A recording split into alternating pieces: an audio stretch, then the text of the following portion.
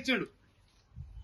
Budget మొత్తం వచ్చేసి 3,04,965 కోట్ల రూపాయల బడ్జెట్ వచ్చిందట మనకు. ఎంత?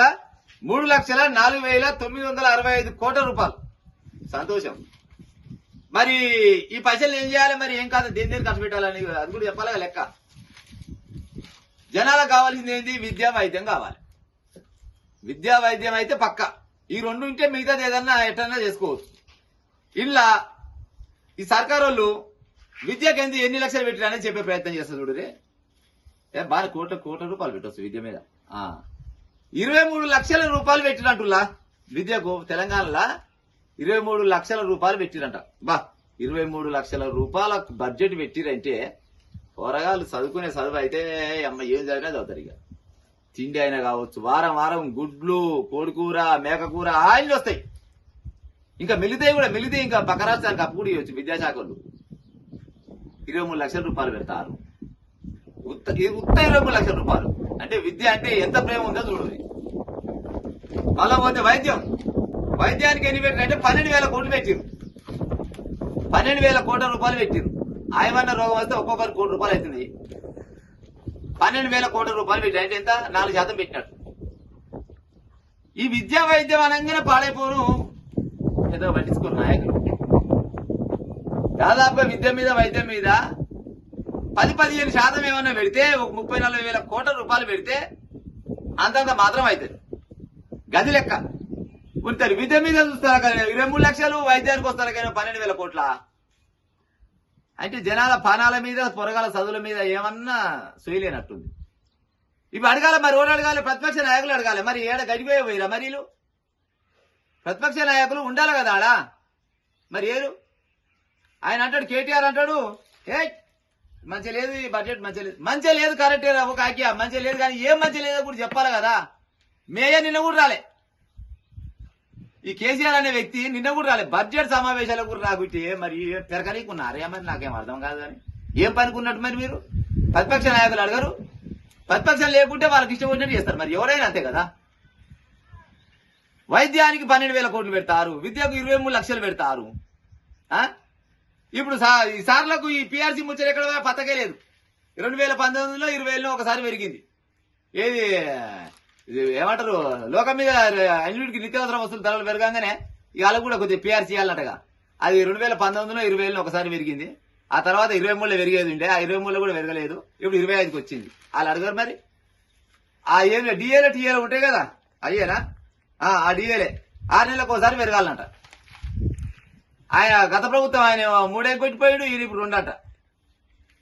అసలుకు నిజంగా కూడా ఈ ప్రతిపక్షం అనేది లేదు మన దగ్గర. ప్రతిపక్ష నాయకులు కరెక్ట్ ఉంటే ప్రభుత్వానికి కొద్దిగా భయం ఉంటుంది. వీళ్ళు ప్రతిపక్షంలో ఉన్నారా లేరా, అసలు వీళ్ళు ఏం చేస్తారు చెప్పు.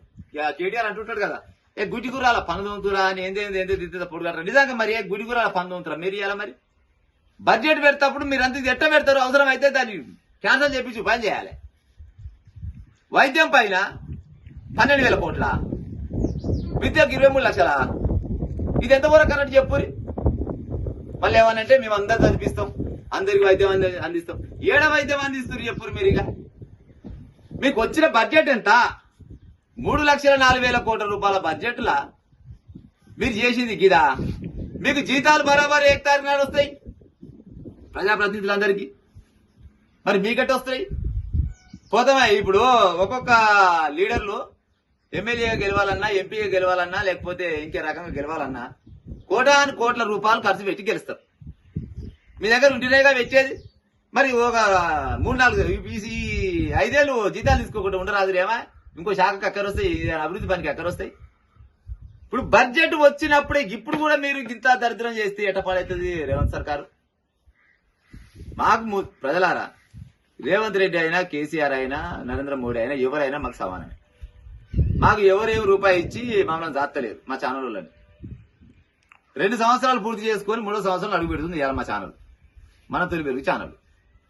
ఎవరికి అదిరే లేదు బెదిరే లేదు. ఉన్నది ఉన్నట్టు చెప్పేదా అంటే మేము 1 నెంబర్ 1 ఇదైతే పక్క. అడుగొద్దా? బడ్జెట్ విషయానికి వస్తే ఇంత దరిద్రంగా విద్య పైన, వైద్యం పైన ఇంత చిన్న చూపు ఎందుకు ఉంటది? మరి ఎవడు అడగాలి? ప్రతిపక్షం ఓడు అడగాడు, అధికార పక్షం వాళ్ళు అంటే వాళ్ళు సప్లై చేయరు. మరి ఎవడు అడగాలి? మాలాంటి ఛానల్ అడిగితే ఇక కింద కొంతమంది ఉంటారు కదా తెలిసి మిడిమిడి జ్ఞానస్తులు ఇక ఇష్టం వచ్చినట్టు కామెంట్లు పెడుతుంటారు.